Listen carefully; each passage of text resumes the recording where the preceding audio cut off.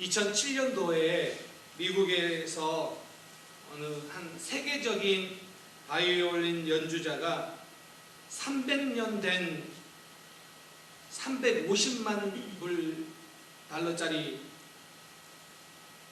스트라디바리우스라는 바이올린으로 또 유명한 바흐의 바이올린 독주곡을 위한 협주곡 6장을 완주를 했습니다. 6악장.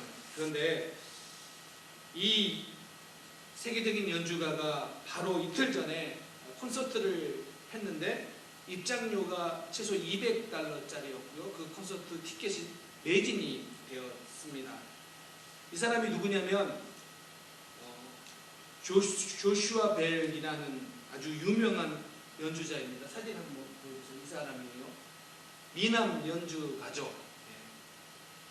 근데 이날 평소에 연주할 때 입던 턱시도는 벗고 청바지에 그냥 긴팔 티셔츠에 야구 모자를 눌러쓰고 워싱턴 지하철에서 연주를 했습니다.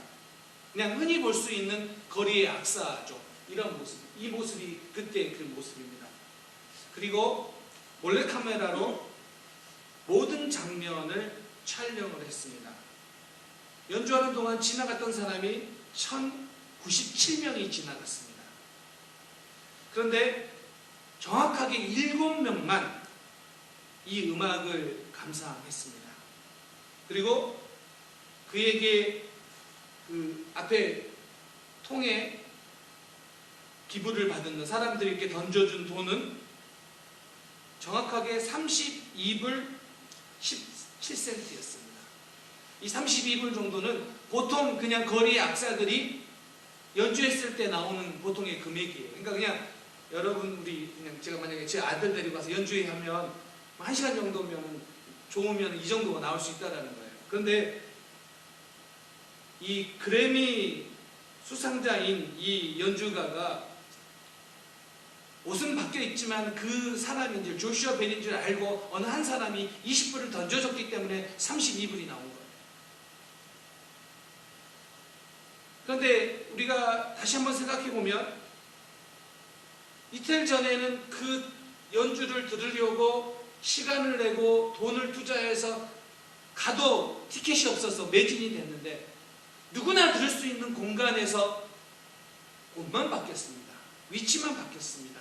연주를 하는데 사람들은 그가 조슈아 벨인지 알아보지 못했다라는 거예요. 그리고 그들이 그렇게 바쁘게 살아가는 동안에 이 유명한 연주를 들을 수 있는 시간은 없었다라는 것입니다. 여러분, 사람들이 이렇게 세계적인 음악가의 그 아름다운 연주를, 그것도 300만 불짜리, 뭐 이 정도면은 사실은 구경하기도 어려운 300년 된 거, 300년 된 바이올린과 350만 달러짜리 이 바이올린을 구경하기도 힘든데, 그렇게 그냥 누구나 구경할 수 있는 그런 상황이 돼도 그것을 알아내지 못한다면, 동일하게 오늘 우리의 주변에서 일어나고 있는 많은 기적들은 있는데 그것을 알아챌 수 있는 안목이 없다면 우리는 기적을 볼 수 없습니다.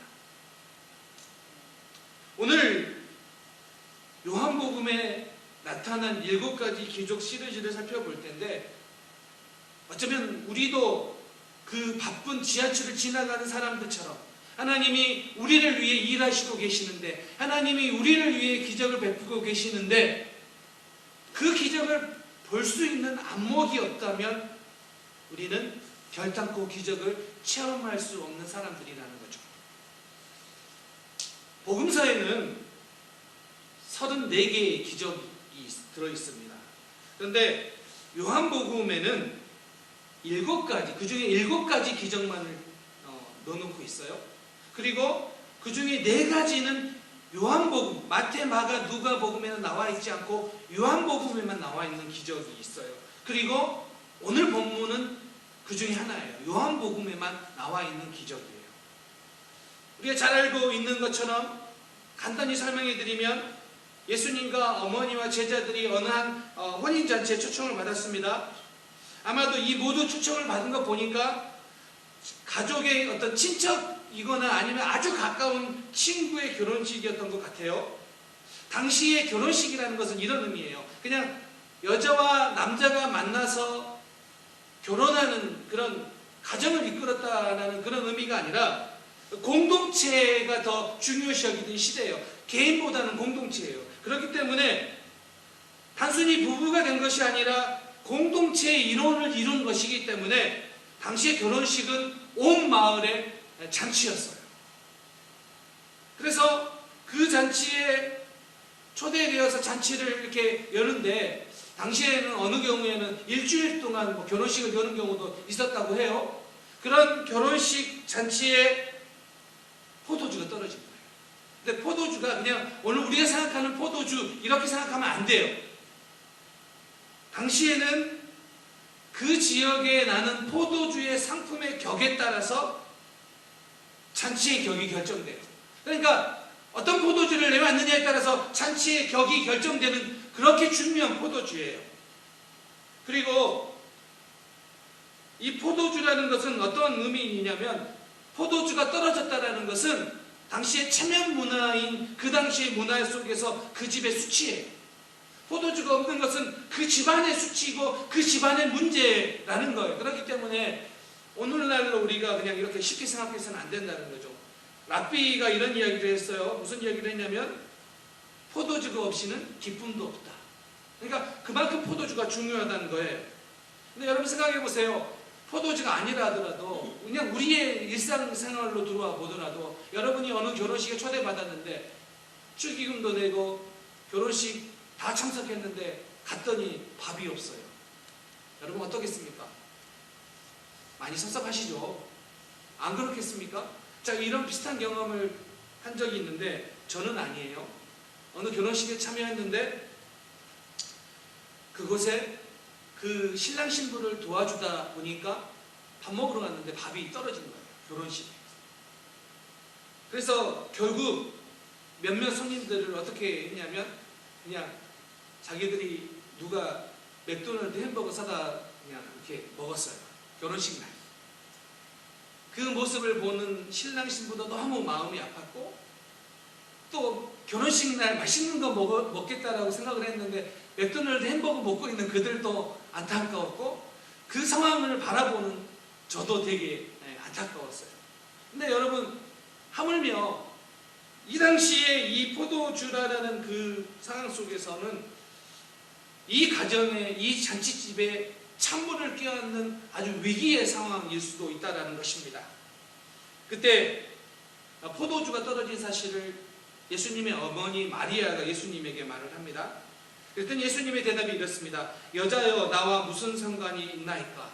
내 때가 아직 이르지 못하였나이다.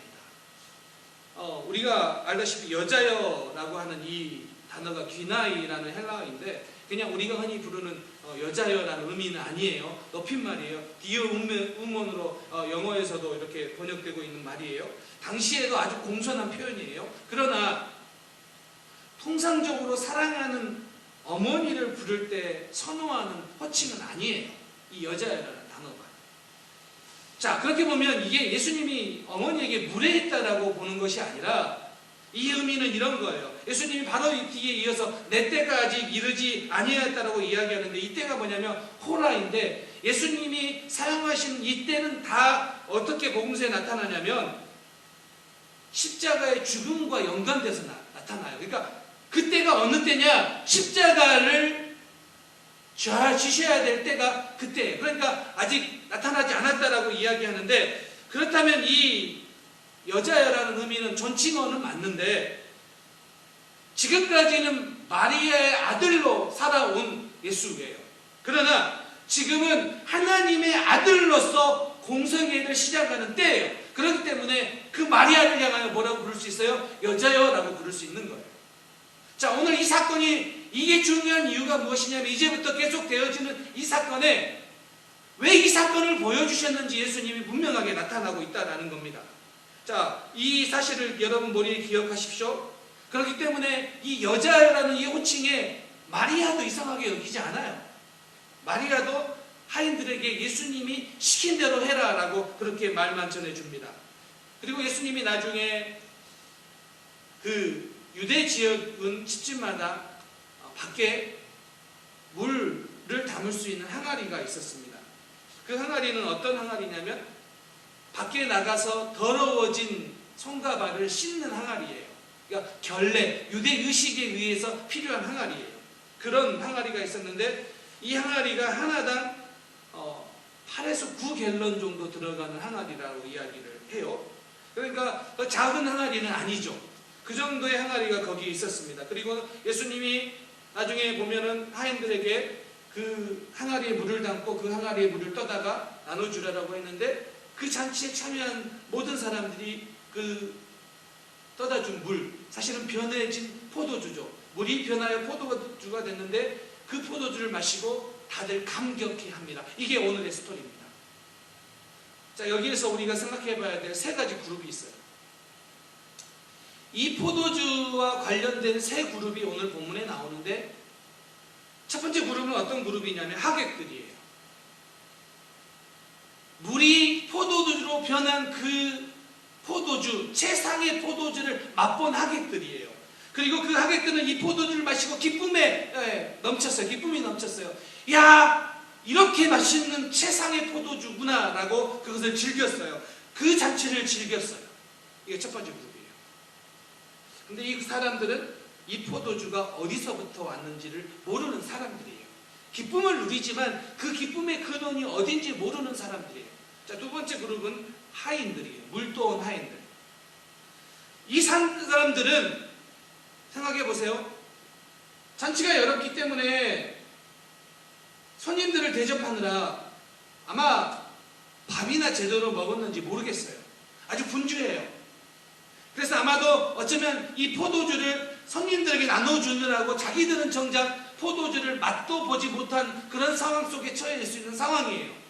자, 그런데 이 하인들은 뭘 알고 있냐면 이 포도주가 어디서부터 왔는지를 알고 있다는 거예요. 이 두 번째 그룹이 이 하인들이에요. 그래서 이 하인들은 물이 포도주로 바뀌는 표적을 경험한 사람들이에요. 이게 하인들이에요. 또 한 가지 그룹이 있는데 우리가 종종 놓치는 그룹이에요. 세 번째 그룹인데 누구냐면 제자들이에요. 11절을 보면 11절에 이렇게 나옵니다.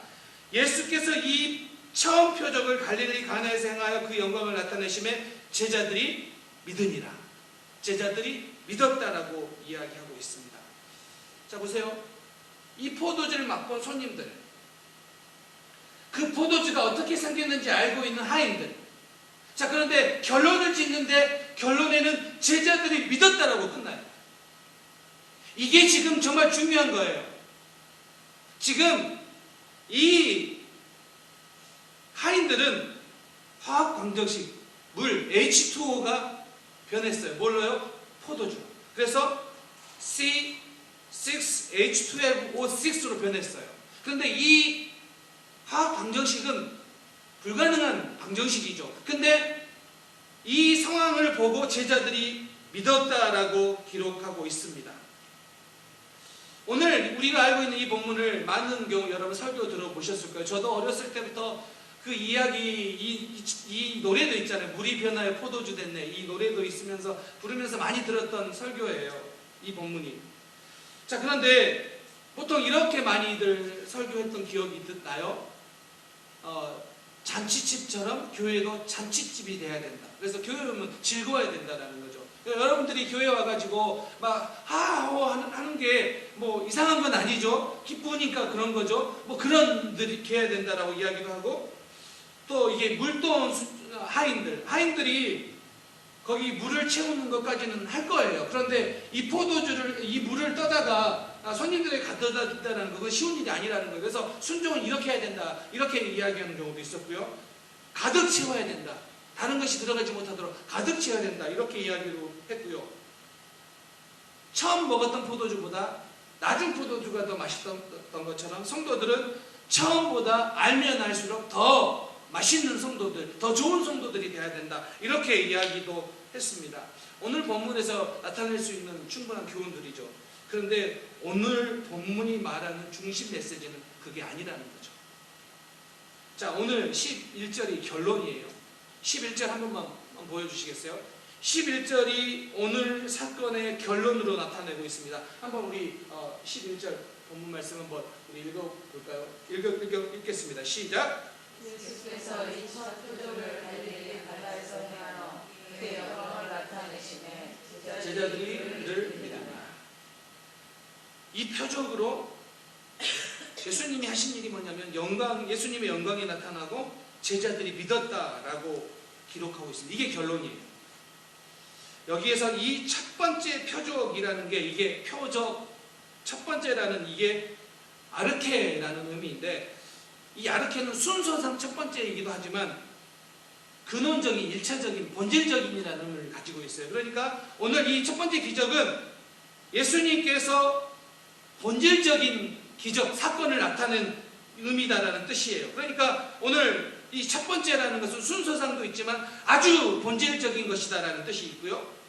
또 한 가지 이 표적이라는 단어가 조금은 달라요. 마태, 마가, 누가에서는 기적이라는 말로 써서 두나미스라는 단어를 사용해요. 기적. 그래서 이 두나미스는 이런 거예요. 어떤 놀라운 힘, 또 어떤 놀라움을 강조할 때 사용되는 게 두나미스예요. 그런데 요한복음 두나미스라는 단어를 사용하지 않아요. 기적이라는 이야기를 하면서 앞에서는 다른 복음서에서는 두나미스라는 단어를 사용하는데 요한복음에서는 세메이온이라는 단어를 사용해요.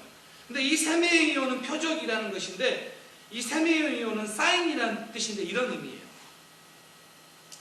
이 세메이온이라고 할 때는 기적 너머에 있는 의미를 캐내는 것, 이것이 기적의 본질이라는 뜻이에요.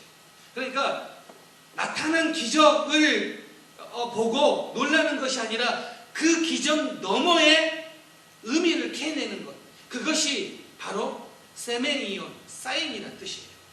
자, 그렇다면 오늘 예수님께서 물을 포도주로 만드신 이 사건, 이 기적 사건 그 너머에 있는 의미를 캐내는 게 뭐예요? 그게 세메이온.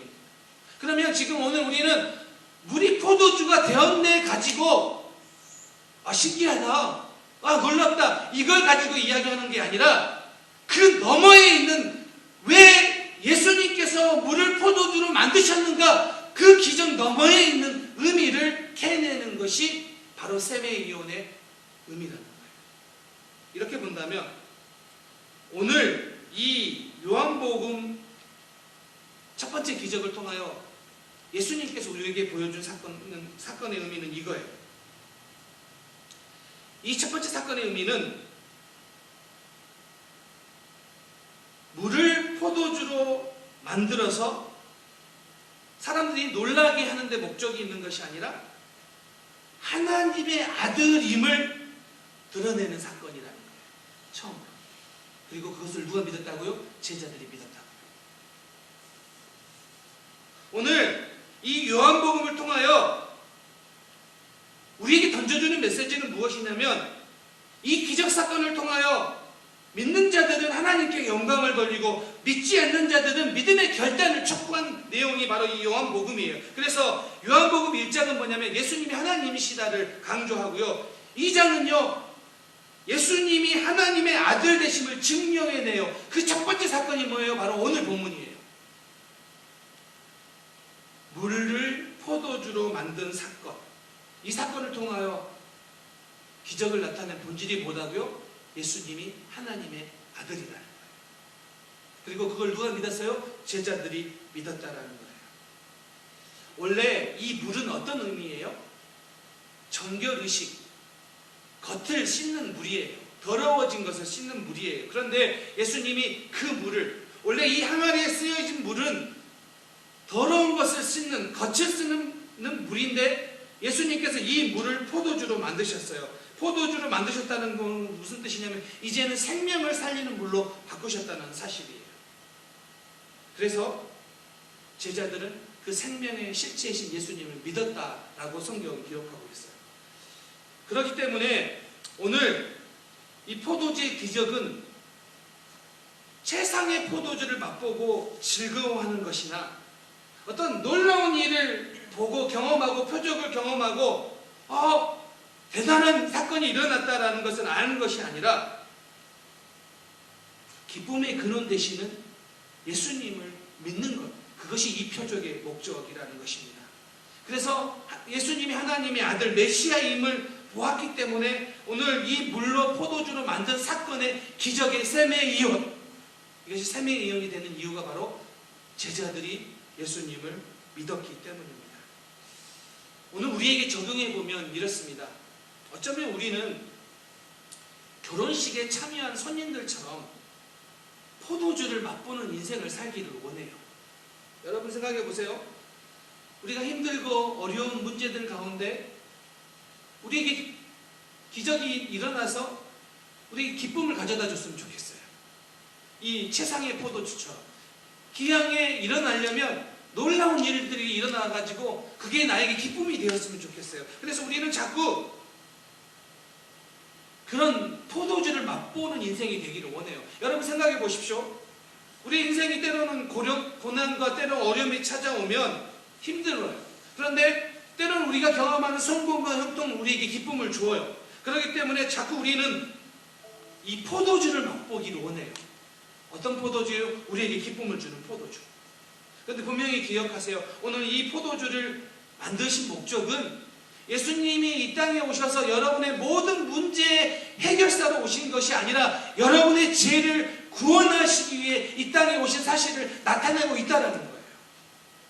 오늘 자꾸 우리가 매주일 교회를 오는데 자꾸 신앙생활에 있어서 신앙생활을 하지만 교회에 나오지만 자꾸 메말라가는 것을 여러분들이 경험하거나 어떤 교회에 일주일에 한 번 나오는 게 종교적 의무로, 종교적 만족감으로, 종교적으로 내가 해야 될 일들을 하는 것으로 여러분들이 만족하고 있다면 그것은 예수님이 주시는 기쁨을 맛보지 못했기 때문에 그런 거예요. 오늘 자꾸 우리는 내가 교회에 나오면 내가 예수님을 섬기면 예수님이 나에게 어떤 포도주를 주실 건가, 나에게 어떤 기쁨을 주실 건가, 나에게 어떤 만족을 주실 건가, 여기에 우리가 총 우리의 마음을 쏟고 있다면 우리는 이 포도주의 기적을 잘못 해석하고 있는 거예요. 오늘 본문은 이렇게 우리에게 이야기해요. 포도주를 보지 말고 포도주가 가르치는 예수님을 보라고요. 포도주로 인하여 기뻐하지 말고 예수님으로 인하여 기뻐하라고요.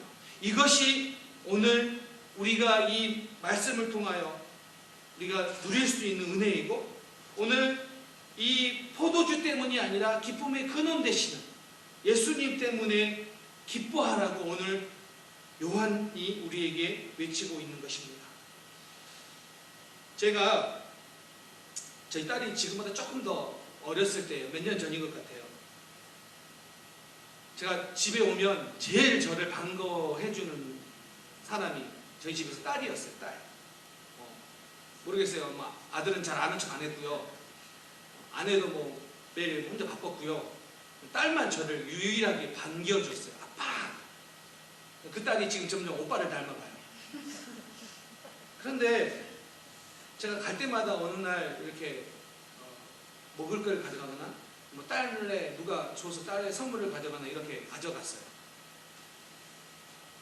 어느 날 이게 제가 집에 도착했더니 안에서 막 달려와서 아빠야 라고 하더니 아빠야 했더니 문을 열어주면서 저에게 아빠 하고 허그하고 뽀뽀해 준 게 아니라 제 손을 보더라고요. 그러더니 아빠 그거 뭐야? 그래서 제가 그랬어요.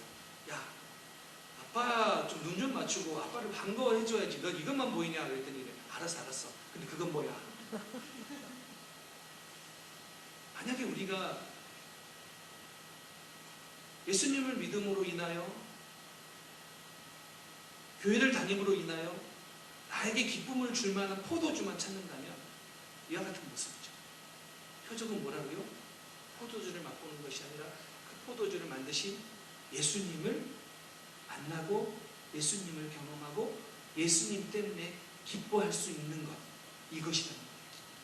그러면 오늘 이 물이 포도주로 된 기적, 어떤 게 기적입니까?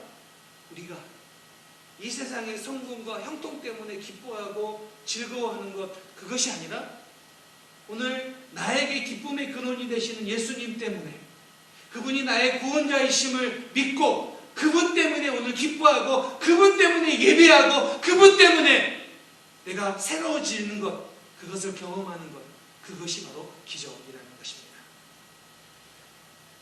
영국의 옥스퍼드 대학이라고 아주 유명한 대학에서 실제로 있었던 이야기인데요. 이런 시험 문제가 나왔어요. 예수 그리스도가 물을 포도주로 만든 사건에 담아있는 어떤 의미, 마지막에 종교적 의미를 서술하시오라고 했어요. 그런데 2시간 동안 시험을 보는데 어느 한 학생이 한 문장도 쓰지 못하고 낑낑대고 있는 거예요. 그래서 감독관이 가가지고 뭐 하냐면서 재촉을 했어요.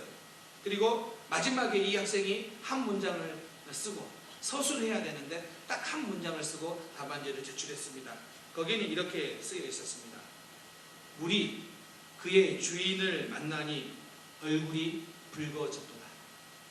여러분 너무 멋있지 않아요? 저는 이 구절이 너무너무 좋았어요. 물이 주인을 만나니 얼굴이 붉어졌도다. 물이 주인을 만나면 변화된다는 거예요. 오늘 우리의 주인이신 예수님을 만나면 우리의 존재가 변화된다는 거예요. 더러운 물에서 깨끗한 물이 되는 것이 아니라 물에서 포도주로 존재의 변화가 일어났다는 거예요. 우리가 세상 사람들보다 조금 더 착한 사람이 아니라 존재의 변화예요. 물에서 포도주로 존재가 바뀌었다는 거예요. 오늘 예수님을 주인으로 만나면 내 존재가 변합니다. 그리고 요한복음을 통하여 앞으로 많은 사람들이 등장하는데 그 사람들은 주인을 만나서 그 얼굴이 바뀐 사람들이에요. 그 존재의 변화를 경험한 사람들이에요. 그리고 오늘 요한복음은 우리에게 이야기합니다. 요한복음 이 이후에 나오는 사람들 뿐만 아니라 여러분들이 바로 그 사람입니다. 그것이 기적이에요. 저는 오늘 물이 포도주로 된 것에 포도주에 흥분하는 것이 아니라 그 포도주로 만드신 예수님 때문에 내 존재가 바뀌었다. 제자들이 예수님을 믿었다라고 이야기한 것처럼 내 존재의 변화가 일어났다는 것에 여러분 기뻐하시고, 여러분 그렇기 때문에 어떠한 상황 속에서 하나님을 찬양하고 예배할 수 있는 우리 모든 성도님들 되시기를 주님의 이름으로 축원합니다. 결론입니다. 가나 혼인잔치에서 예수님은 물을 포도주로 바꾸셨습니다. 그리고요, 최후의 만찬에서 예수님은 이 포도주 잔을 들고 이렇게 말씀하셨습니다. 이것은 제사함을 얻게 하려고 많은 사람들을 위하여 흘리는 바 나의 피 곧 언약의 피니라. 그 물이 포도주가 되어 이 포도주로 많은 사람들을 구원하는 구원의 도구로 사용하셨다는 겁니다. 물을 포도주로 만드신 주님은 십자가에 달리시기 전에 이 포도주를 한없이 깊은 은혜로 바꾸셨다는 겁니다. 그래서 오늘 우리가 성찬을 경험할 때마다 그 성찬은 뭐예요? 우리가 그 은혜의 자리 십자가 앞으로 나가는 거예요. 이것이 가장 큰 기적 중에 기적이라는 사실입니다. 사랑하는 성도님들, 오늘 이 물이 포도주로 만든 날, 예수님이 물을 포도주로 만든 날, 그래서 이 물이 주인을 만나서 얼굴이 빨갛게 된 날, 그 잔치에 참여하고 있는 많은 사람들은 그 기쁨의 그 포도주를 맛보았고, 그러나 오늘 우리는 주홍같이 붉은 우리의 죄의 얼룩을 눈보다 희게 만드시는 그 은혜의 포도주임을 기억하면서 오늘 우리의 이 새로움을 고백하고 찬양했으면 좋겠습니다. 오늘